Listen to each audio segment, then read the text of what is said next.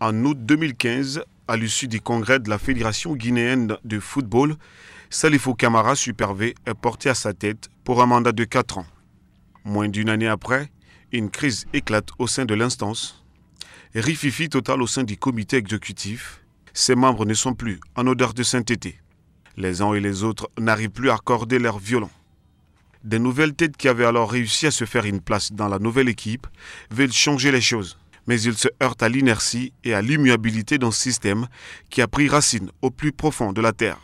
Depuis plusieurs années, il est devenu quasi indéboulonnable.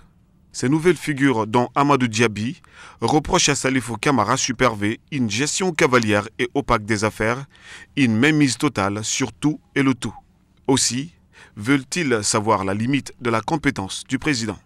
Ces frondeurs, comme on les avait appelés, estimaient qu'un changement était nécessaire à la Fégifoot, pas seulement en termes d'hommes, mais surtout en termes de système et de fonctionnement. Les textes ne suffiront pas à planir leurs différences de vue. La situation s'enlise. Les deux camps campent sur leur position. Plusieurs médiations pour rétablir la situation échouent. La FIFA et la CAF, constatant l'enlisement de la situation, décident d'intervenir pour remettre en selle une institution désarçonnée par une querelle intestine. Elle dépêche alors des experts pour venir s'enquérir de la situation et d'y remédier. La fédération est aussitôt dissoute pour laisser place à un organe transitoire.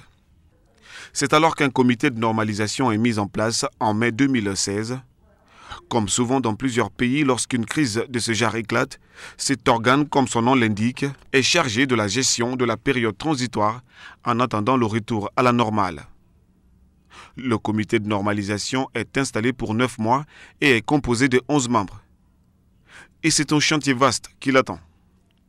Outre la gestion des affaires courantes, le comité de normalisation est investi de la lourde responsabilité de réviser les textes et statuts qui devront baliser le chemin de la future Fédération guinéenne du football.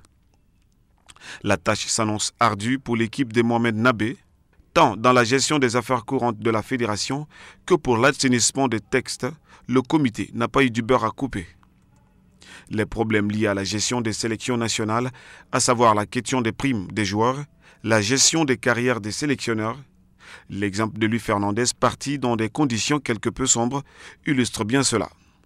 Pour ce qui est de la revisitation des textes de la Fédération guinéenne de football, ce fut aussi la croix et la bannière. Après le travail avec des experts de la FIFA et de la CAF autour des textes, il était question de leur vulgarisation auprès des différentes ligues décentralisées. Plusieurs points ont fait l'objet de rejet et des contestations, la Ligue des Kindia s'étant bien illustrée dans ce combat. La dernière bataille concernant ce point s'est livrée le 28 décembre 2016, en marge du congrès d'adoption des nouveaux statuts. Finalement, les statuts sont adoptés à l'écrasante majorité par les congressistes. Avec cette adoption, un long chemin a été parcouru. La mission du comité de normalisation est à ce stade accomplie à plus de 70%. Ils sont très ramassés. Je dirais que notre mission avait 3 volets. Le premier, c'est la gestion des affaires courantes que nous faisons quotidiennement en disciplinant la gestion, la gouvernance au sein de la Fédération guinéenne de football. Nous avons mis en place plusieurs fiches de procédure qui nous permettent d'éviter l'improvisation, d'éviter la non-planification des activités. Et dans plusieurs domaines, nous avons pu faire ça.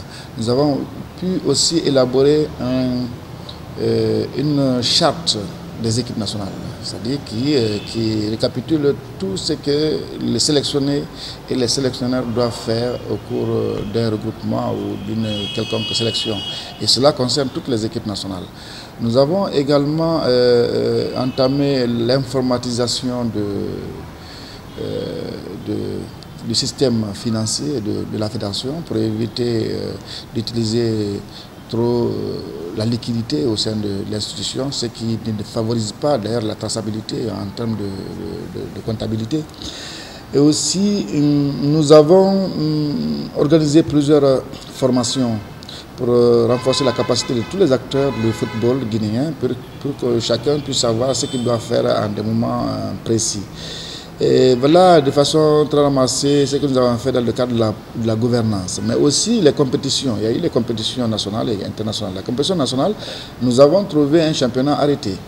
Nous avons fait en sorte que le championnat continue et nous avons pu organiser la Coupe nationale également. Nous avons organisé la montée pour que la saison ne soit pas vraiment bouleversée. Tout cela a été fait dans l'ordre. Et aussi, en ce qui concerne les compétitions internationales, nous avions 3 équipes en compétition. L'équipe nationale A, le Sili A, et Sili Junior et Sili Cadet. Au jour d'aujourd'hui, il y a sur les 3 équipes engagées dans les compétitions, nous avons pu faire qualifier 2 sur les 3.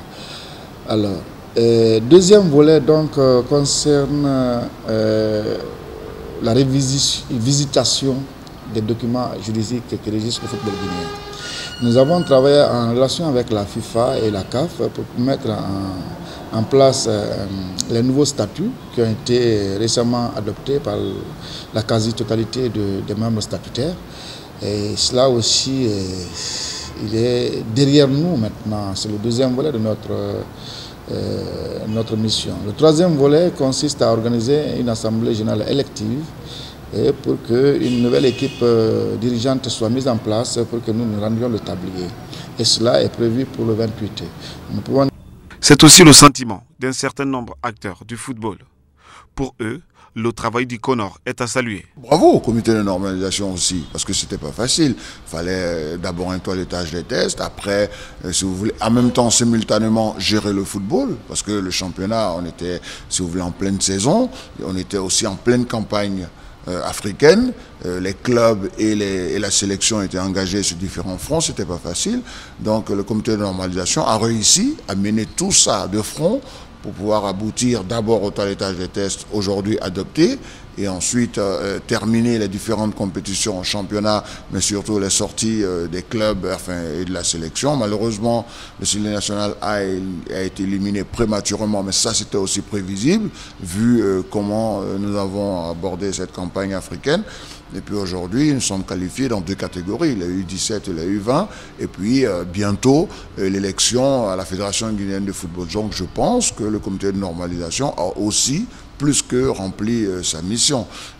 Les textes adoptés, le dernier virage de la mission du CONOR consiste désormais à l'organisation du congrès électif pour mettre en place la nouvelle équipe qui dirigera la nouvelle fédération. Et c'est le 28 février qui a été retenu comme date pour le dit congrès. C'est une élection charnière qui s'annonce, tant les enjeux sont majeurs. De la forme de gestion qu'il faudra désormais au sein de la Fédération guinéenne de football, au type de personnes ou de personnalités que l'on veut, en passant par les politiques essentielles à l'émergence du football guinéen et l'autonomisation financière de la FEGIFOOT, les enjeux ne finissent pas. Je crois que l'enjeu majeur, c'est de revenir aussi à la normalité, à savoir que nous sommes, vous avez vu, nous sommes, si vous voulez, dans une période un peu de transition. Donc nous sommes gérés par un comité de normalisation mis en place, si vous voulez, par la CAF et la FIFA, c'est un mal guinéen. Je ne sais pas pourquoi, c'est d'autres instances qui viennent parler du développement de notre football. Mais bon, passons, c'est fait. Aujourd'hui, nous allons revenir à la normalité avec un président élu par les structures guinéennes qui va diriger le football guinéen. L'enjeu principal, c'est quel football pour demain? Est-ce que les Guinéens ont compris les problèmes qu'ils ont traversés? Est-ce que les acteurs du football vont se tourner vers les prochains défis et dont l'objectif principal est la CAN 2023? Est-ce que le développement du football peut se reposer sur un projet cohérent, certes avec des difficultés puisque les enjeux sont importants, il n'y a pas d'infrastructure, il y a la formation à mettre en place. Donc oui, c'est important, c'est une élection charnière qui arrive et qui va spécifiquement permettre de savoir quel cap nous voulons donner à notre football. Avec la nouvelle équipe qui sera élue au lendemain du 28 février, le football guinéen entrera dans une nouvelle ère. Cependant, difficile de présager l'issue de cette élection, mais encore moins de ce que réserve cette nouvelle ère qui pointe déjà à l'horizon. La raison est toute simple. Tout n'est pas nouveau dans les éléments du processus devant conduire à la nouvelle fédération. Si le congrès du 28 février veut marquer la rupture avec le passé, il n'est pas à exclure que des anciens qui étaient aux affaires reviennent à la charge. Les nouveaux statuts n'ayant pas exclu cette possibilité. C'est légitime déjà qu'ils se portent candidats parce qu'ils ont géré, ils ont une certaine expérience. Mais la question que l'on doit se poser, est-ce que les résultats auxquels ils sont parvenus depuis le temps où ils ont été à la gestion du football a été satisfaisant? Pour ma part, non, mais je pense que c'est pas à moi de répondre à cette question, c'est aux acteurs du football, l'ensemble de ceux qui vont pouvoir voter, qui doivent se poser les bonnes questions. Est-ce que la dynamique qui était la nôtre il y a quelques années est la bonne ou il faut changer et redistribuer les cartes pour travailler et faire en sorte que notre football soit émergent et qu'il puisse aspirer à des résultats? Aujourd'hui, je pense que ces hommes-là reviennent avec des ambitions, certes, mais leur passé parle pour eux et je pense que c'est plus un handicap qu'un avantage. En cela, oui, c'est problématique. Maintenant, ceux qui arrivent vont arriver avec des projets. On sait que ceux qui étaient là étaient venus avec des projets. L'essentiel, c'est de pouvoir mettre en place ces projets et pour l'instant, ceux qui étaient là n'ont pas pu apporter totale satisfaction. Donc, c'est un problème pour leur argumentation et surtout pour leurs projets. Au nombre des revenants, il y a Salifou Camara, Super V, et Djibril Diarra Bekaïn, pour ne citer que ces deux exemples. Leur candidature suscite des interrogations au vu de leur bilan, mais Bekaïn ne va pas du dos de la cuillère. Non, vous savez, il faut assumer. Hein? Moi, j'assume que ça a été un échec. Quand je dis que ça a été un échec, pas un échec individuel, mais un échec global. Hein? Peut-être que je n'ai pas été capable, à cette période-là, hein, de motiver les gens pour qu'ils viennent à mon camp, pour que ça change. Ça, je l'assume. Mais sur le plan général, ce qui se passe aujourd'hui avait été dénoncé par moi. Donc j'ai eu l'anticipation par rapport aux autres. Donc si j'avais été compris au départ, hein, ce ne serait pas arrivé aujourd'hui. Au regard justement de leur passé à la tête de la FEGIFOOT, sont-ils en phase avec des aspirations de renouveau et des ruptures avec le passé que l'on veut voir désormais dans la future fédération? Je suis toujours capable d'apporter ma contribution pour le monde du football. Et je me suis dit que, bon, que je dois intégrer une équipe dont les membres ont la même vision. Je me suis dit qu'il y a un homme actuellement dans ce domaine-là, sur ce terrain, hein, qui est en train de faire beaucoup de choses pour le monde du football. Qui est en train de faire, ça il faut le reconnaître maintenant, que moi je ne peux pas faire. C'est vrai. Qui est en train de combler mes attentes. Mes attentes. C'est bon que j'ai décidé, hein, vous voulez que je sois candidat au poste de président, que je sois candidat au poste de premier vice-président, pour l'aider, hein, à achever l'œuvre, hein, qu'il a commencé à accomplir. C'est peut-être bien pour cela que les nouveaux statuts se veulent fédérateurs et inclusifs. Quand on parle de textes, les textes qui sont en place permettent de réintégrer l'ensemble des acteurs du football. Il y a des gens qui n'étaient plus membres de la fédération, qui n'ont jamais été, qui cette fois-ci vont l'être. En tout cas, il y a des associations qui ont été mises en place.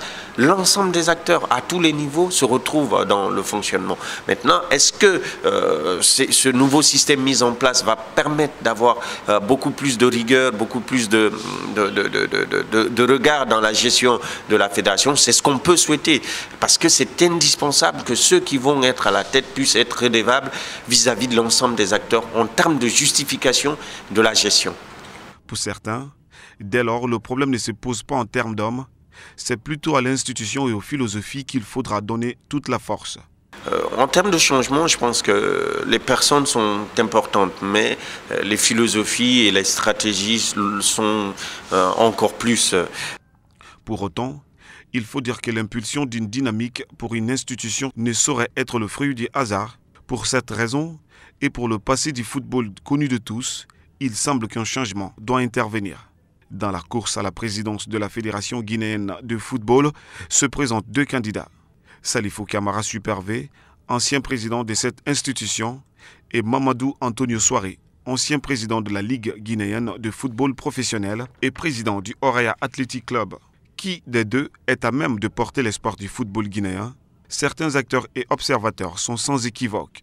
D'abord, sans tomber évidemment dans la publicité excessive, je pense, je l'ai dit tantôt, nous avons l'homme providentiel, c'est-à-dire qu'il faut un manager hors pair, nous avons aujourd'hui comme candidat l'un des meilleurs managers africains. Quand même, c'est pas nous qui le disons, enfin, c'est pas nous les Guinéens qui le disons, c'est l'Afrique qui lui reconnaît sa qualité managériale, je dirais même le monde, parce qu'aujourd'hui, vous voyez qu'il est un peu coopté dans toutes les structures. Donc aujourd'hui, je pense que le président Antonio est l'homme providentiel pour nous, en tout cas pour notre football, pour pouvoir aller de l'avant. Donc il faut une personne de cette envergure-là.